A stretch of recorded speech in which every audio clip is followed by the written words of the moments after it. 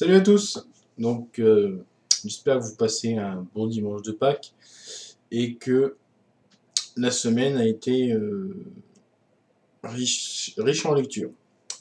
Donc, j'ai enfin terminé ma lecture en cours. Donc, j'ai pas voulu recommencer d'autres livres. À côté de celui-ci, j'ai voulu vraiment finir ce livre, donc qui est Le Germinal d'Émile Zola aux éditions Pocket. Donc, j'ai mis vraiment longtemps à le lire. Je crois que j'ai mis presque plus d'un mois à le lire. Alors, simplement parce que le début ne m'a pas emporté. Sincèrement, ne m'a pas emporté plus que ça parce que bon, il n'y avait pas d'éléments ou de facteurs qui m'a conduit entre guillemets à lire le roman dans son intégralité, c'est-à-dire de lire d'une seule traite et foncer comme je fais d'habitude à finir le livre. Mais c'est arrivé plus tard, c'est-à-dire vers le milieu du livre. Les tensions commencent à arriver. Il y a un peu plus d'action, un peu plus de moments où on attend, entre guillemets, le dénouement. Donc ça m'a conduit à lire ce livre en entier. Donc c'est un livre qui a été écrit par Émile Zola, donc il a été publié en 1885, il me semble. Donc l'histoire est simple. Donc on a notre cher Étienne Lantier qui arrive à Montsou pour y travailler. Donc il a été licencié parce qu'il avait frappé son patron. Et il va loger chez les il va lire, être en pension chez les Maheu. Et il va voir que ces personnes en ont marre des conditions de travail et surtout des conditions de vie à cette époque. Donc ce livre est un contexte assez historique quand même. Ça nous apporte beaucoup de choses. Les régions du Nord, pour ceux qui vivent dans le nord de la France, pourront peut-être savoir un petit peu plus d'histoire sur la région. Mais il n'y a pas que le contexte historique dans ce livre que j'ai apprécié. J'ai aussi aimé la morale et l'idéologie de l'auteur qui nous montre plusieurs choses. Dans la première partie, on va voir les conditions de la femme, c'est-à-dire que on voit une femme qui est plutôt soumise, entre guillemets, qui est juste là pour procréer et bien entendu donner une réponse à des pulsions masculines qui sont assez fréquents. Les conditions dans lesquelles les femmes vivent à cette époque sont peu banales. Les femmes soit restent à la maison, s'occupent des enfants et bien entendu essaient entre bien que mal d'essayer de trouver de l'argent pour se nourrir. On y voit de la légère prostitution.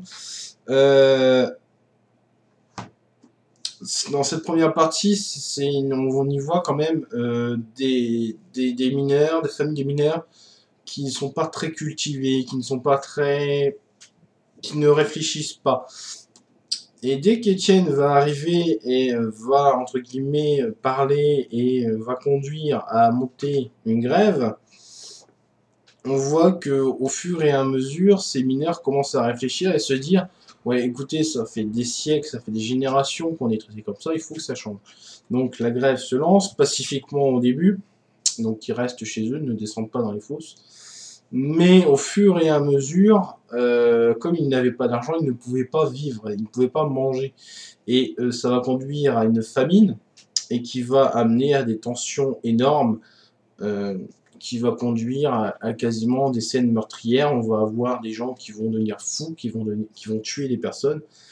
Et ce qui a vraiment donné le coup d'arrêt dans cette grève, on y voit des sortes de policiers, donc c'est ce qu'on appelle je me rappelle plus. La troupe, voilà, qui va tirer sur les grévistes, assez en colère d'ailleurs, parce qu'ils balancent des gipierres. La grève s'arrête, c'est un échec, et ils redescendent dans la mine. Donc ce phénomène du fait que on fait grève, mais on n'a pas les moyens, est-ce qu'on peut retrouver ça aujourd'hui? Bien entendu. On voit des séances de grève qui durent 1-2 jours, pas simplement pour la bonne raison que les gens ont besoin d'argent. Et à l'heure d'aujourd'hui, c'est toujours le même cas où les gens vont manifester, mais ne peuvent pas manifester autant qu'ils le voulaient parce que ils ont une famille à nourrir. Donc bien entendu, c'est une autre dimension parce que les lois ont changé, mais quelqu'un qui fait grève pendant des mois ou des jours, voire des semaines, se verra que au final il a besoin d'aller travailler, donc au final ce sera toujours le patronat qui gagnera.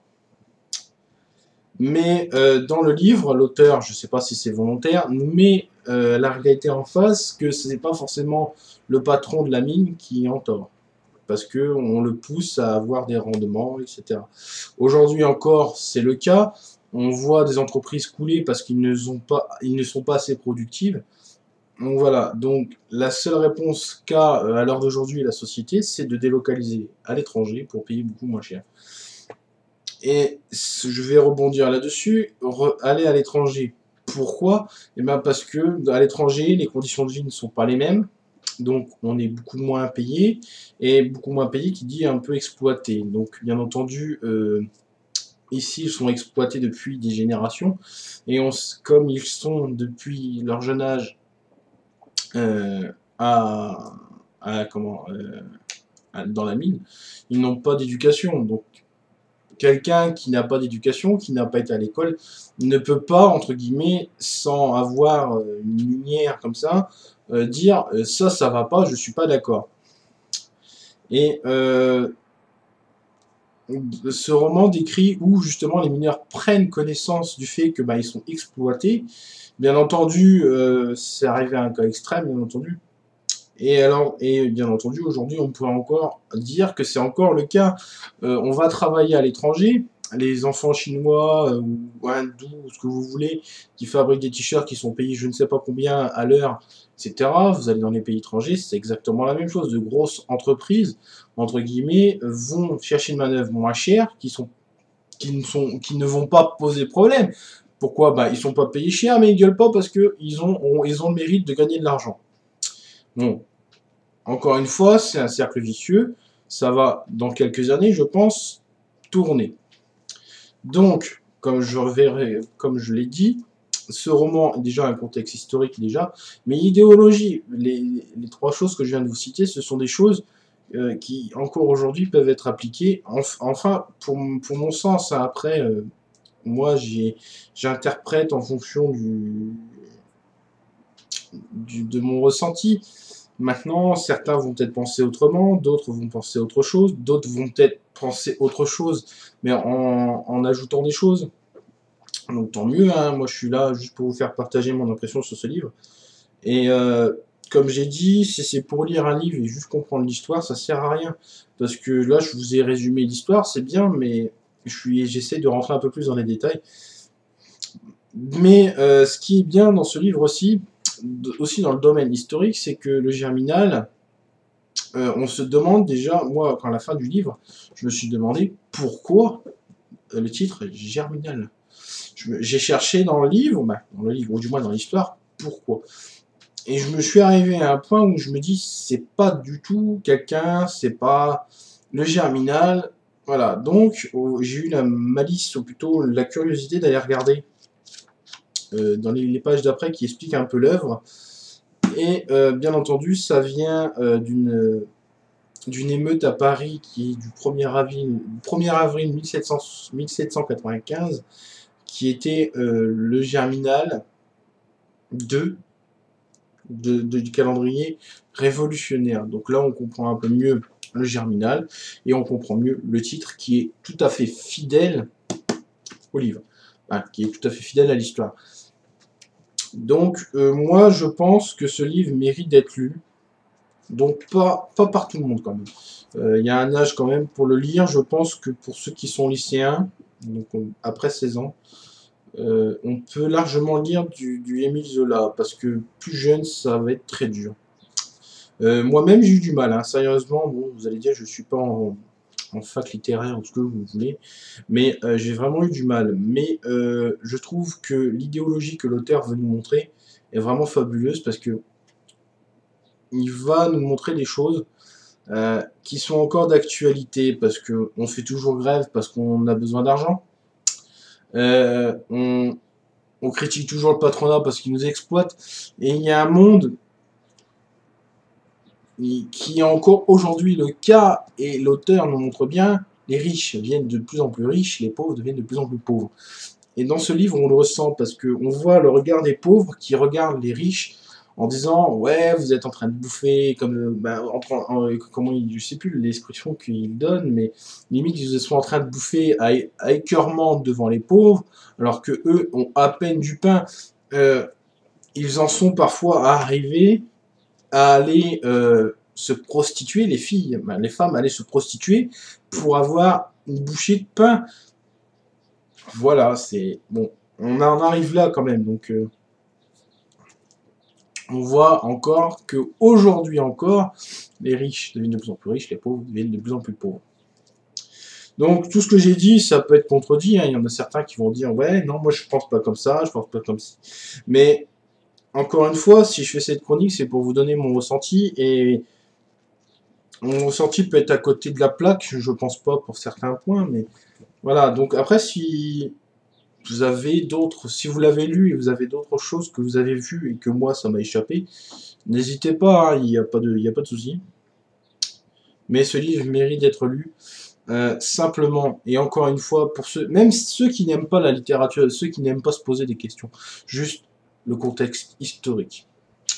Et aussi, je vais terminer là-dessus, ce que j'ai aimé dans ce livre, on le lit, on sent que Zola a été, et c'est marqué dans le livre de toute façon, quand vous lisiez le résumé, que Zola a été en plein cœur, c'est-à-dire il a étudié le sujet, et on le ressent dans son écrit. Et aussi, ce que j'ai aimé, bon, c'est un naturaliste hein, de toute manière, j'ai aimé le fait que plus on lit le livre, plus on voit la tension qui monte. Et on se dit, mais c'est quand qu'ils vont bouger, bordel? Et quand ça bouge, eh ben, il y a toujours un petit truc qui bloque. Et quand ça bouge, et là, on a un coup d'arrêt, bah, au niveau où, justement, il y a des meurtres, il y a un coup d'arrêt, on se dit, c'est mort. Une fin plutôt, plus ou moins heureuse, plus ou moins qui m'a... Franchement, la femme m'est restée un petit peu en travers de la gorge. Je m'attendais un petit peu... bon, je vous laisserai, pour ceux qui veulent le lire, bah, je vous laisserai le découvrir. Bah, pour ceux qui veulent le lire, bah, n'hésitez pas. Pour ceux qui l'ont déjà lu, bah, n'hésitez pas à partager les commentaires. Je vous répondrai. C'est bien volontiers. Et voilà. Donc sur ce, je vous souhaite à tous un bon dimanche. Bonne Pâques à tous. Et faites attention sur les routes. Bye bye.